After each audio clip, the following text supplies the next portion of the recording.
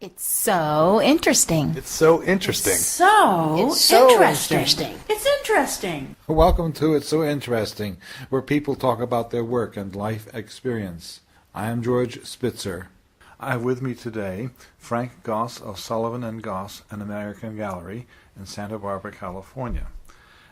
Before I go further in our conversation, just give us a small list of each of both the artists that have passed on, not so much by decade, but also living, as you say.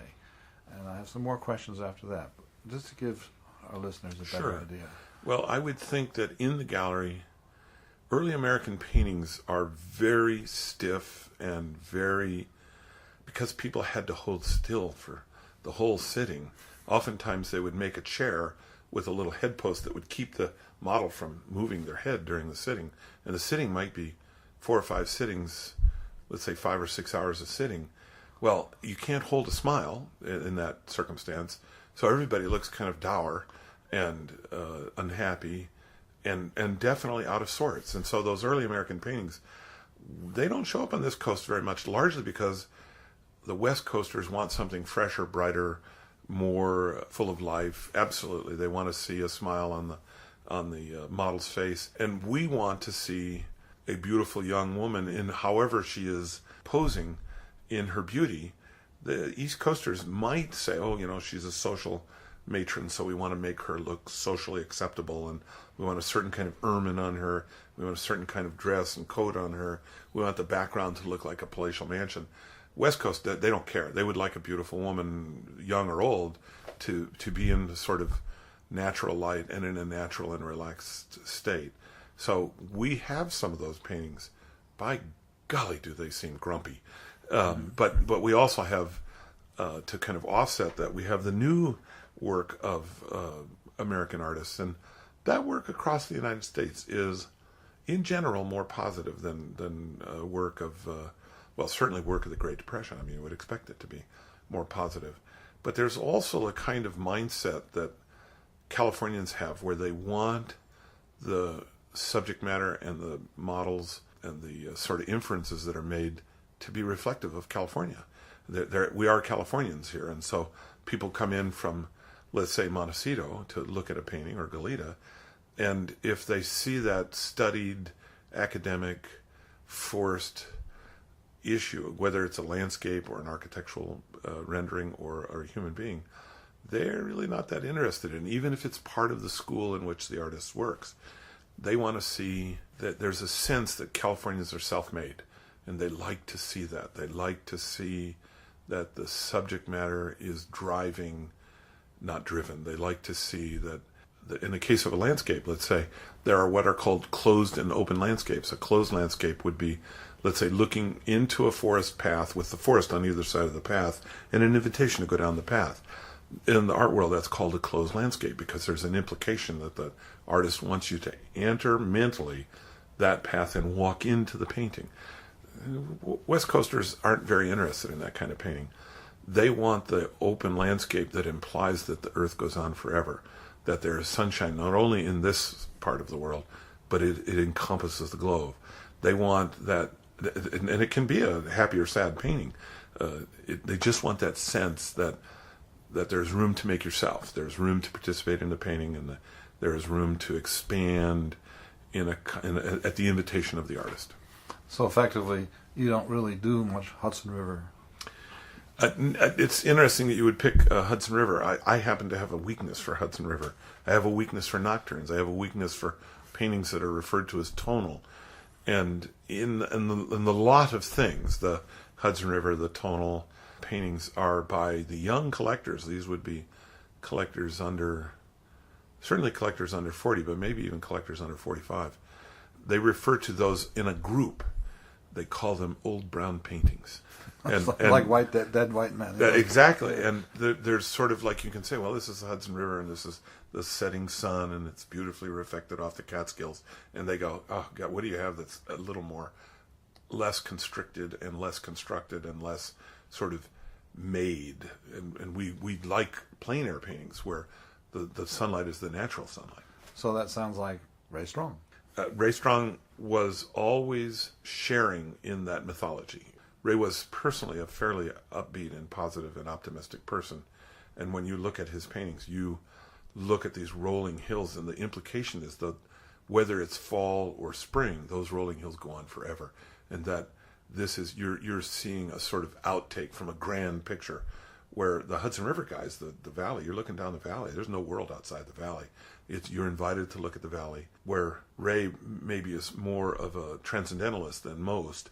The Hudson River people were often congregational people and largely influenced by their Puritan upbringing, like, let me show you God, not your God, God. And obviously that's the definition of the artist, saying that.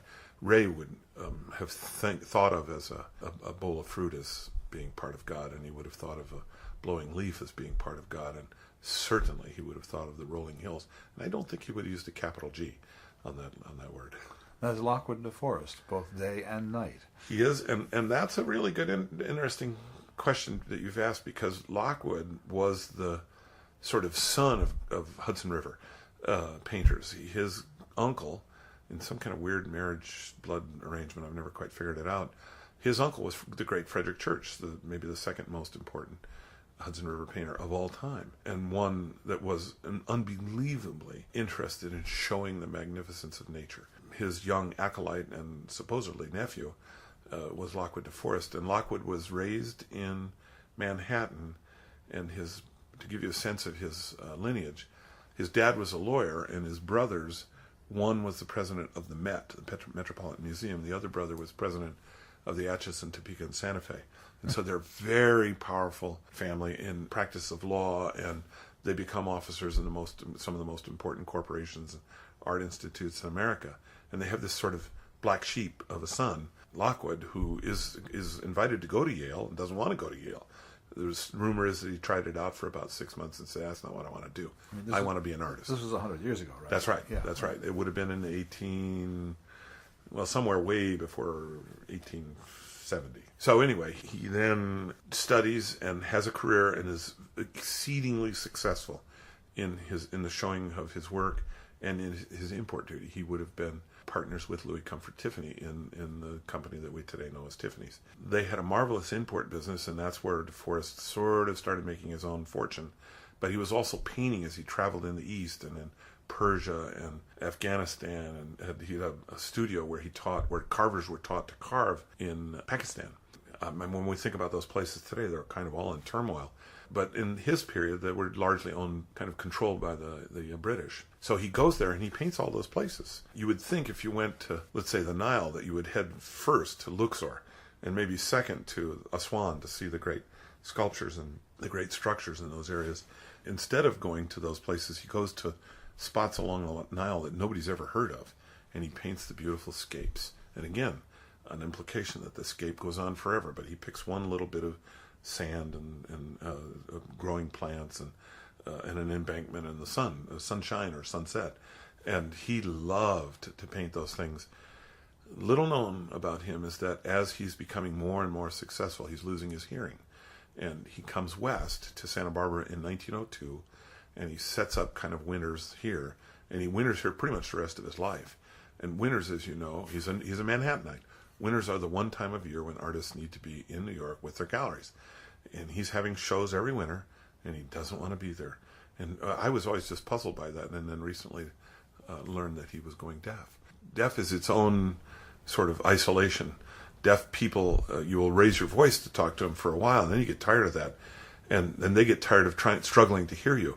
So pretty soon communication ceases. And that's absolutely what happened to De Forest. So he comes here, and he learns to paint, and he doesn't paint really with anybody. He's a solo guy. He gets on his horse and he rides to the Santa Ynez, or he rides down to the beach and he paints. And he paints day and night. That we know of, there are almost 400 nocturnes that De Forest executed in his lifetime. He paints the first one in 1878, and he continues to paint every full moon through, I think, 27.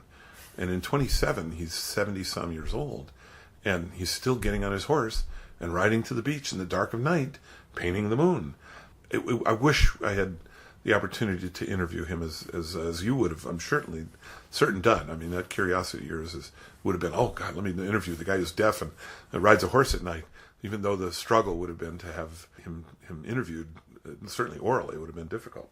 His paintings of California are more important to Californians than they are to New Yorkers. His paintings of New York are very important to New York, and like he painted the Niagara, and he painted all those cities up and down from Bar Harbor on down to Boston, and was often there again at night.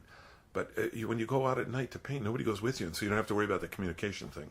And when you see these paintings of the lonely moon setting over the ocean, or rising if you're on the East Coast, I have to wonder if those aren't self-portraits, that the light shining in the darkness is Lockwood DeForest speaking to us. It's a self-portrait. So anyway, that's the Lockwood DeForest story.